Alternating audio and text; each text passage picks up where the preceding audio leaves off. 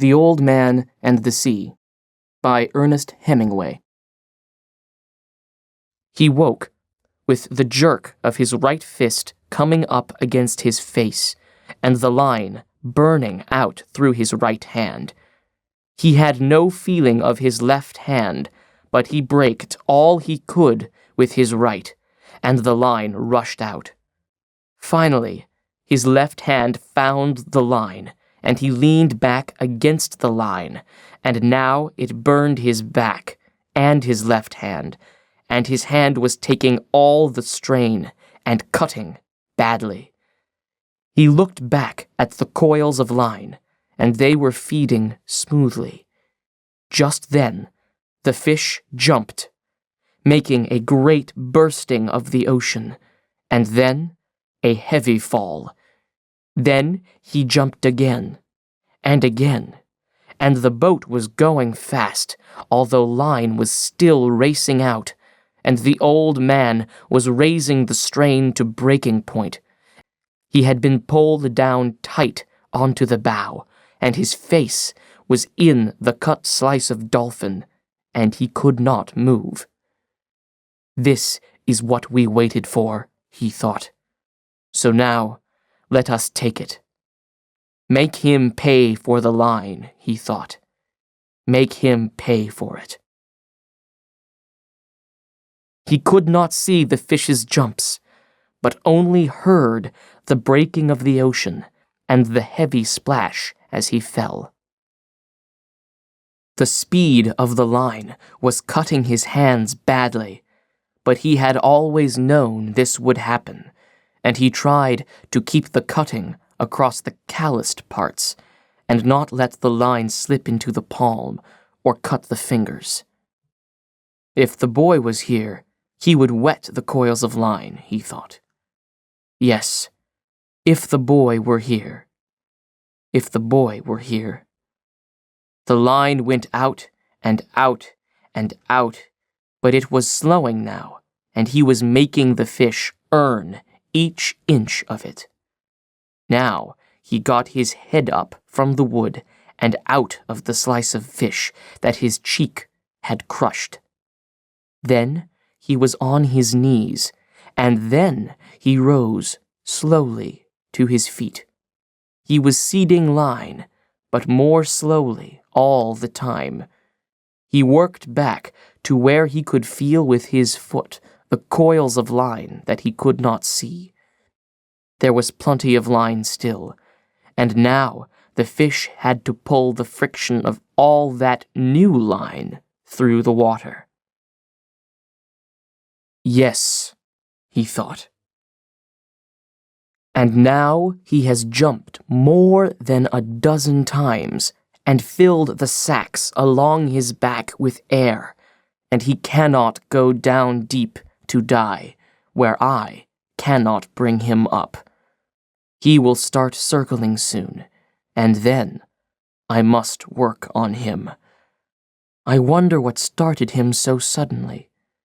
Could it have been hunger that made him desperate? Or was he frightened by something in the night? Maybe he suddenly felt fear. But he was such a calm, strong fish, and he seemed so fearless and so confident. It is strange. You better be fearless and confident yourself, old man, he said. You're holding him again, but you cannot get line. But soon he has to circle. The old man held him with his left hand and his shoulders now, and stooped down and scooped up water in his right hand to get the crushed dolphin flesh off of his face. He was afraid that it might nauseate him, and he would vomit and lose his strength. When his face was cleaned, he washed his right hand in the water over the side, and then let it stay in the salt water while he watched the first light come before the sunrise. He's headed almost east, he thought. That means he is tired and going with the current. Soon he will have to circle, Then our true work begins. After he judged that his right hand had been in the water long enough, he took it out and looked at it. "It is not bad," he said, "and pain does not matter to a man." He took hold of the line carefully, so that it did not fit into any of the fresh line cuts, and shifted his weight so that he could put his left hand into the sea on the other side of the skiff. "You did not do so badly for something worthless," he said to his left hand, "but there was a moment when I could not find you." Why was I not born with two good hands, he thought. Perhaps it was my fault in not training that one properly. But God knows he has had enough chances to learn. He did not do so badly in the night, though, and he has only cramped once.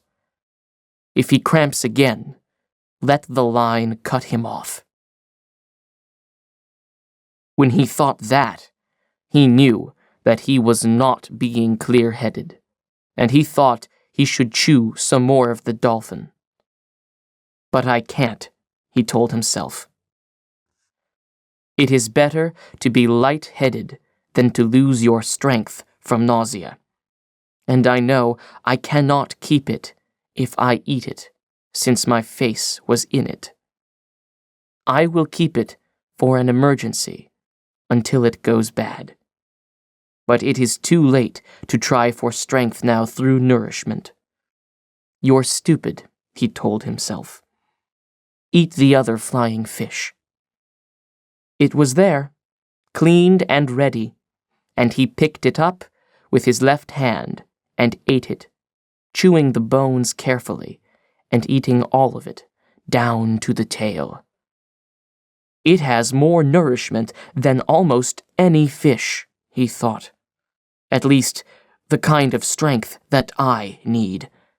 Now, I have done what I can, he thought.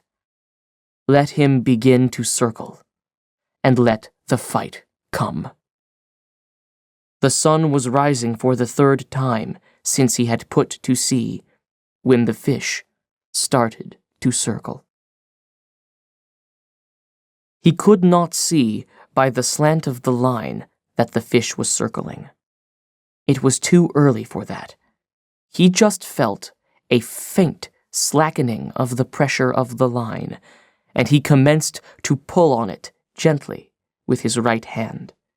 It tightened, as always, but just when he reached the point where it would break, line began to come in. He slipped his shoulders and head from under the line and began to pull in steadily and gently. He used both of his hands in a swinging motion and tried to do the pulling as much as he could with his body and his legs. His old legs and shoulders pivoted with the swinging of the pulling. It is a very big circle, he said. But he is circling. Then the line would not come in anymore, and he held it until he saw the drops jumping from it in the sun. Then it started out, and the old man knelt down and let it go, grudgingly, back into the dark water. He is making the far part of his circle now, he said. I must hold all I can, he thought. The strain will shorten his circle each time. Perhaps, in an hour, I will see him. Now I must convince him, and then I must kill him. But the fish kept on circling slowly, and the old man was wet with sweat and tired deep into his bones 2 hours later. But the circles were much shorter now, and from the way the line slanted, he could tell the fish had risen steadily while he swam. For an hour, The old man had been seeing black spots before his eyes, and the sweat salted his eyes, and salted the cut under his eye, and on his forehead. He was not afraid of the black spots. They were normal at the tension that he was pulling on the line.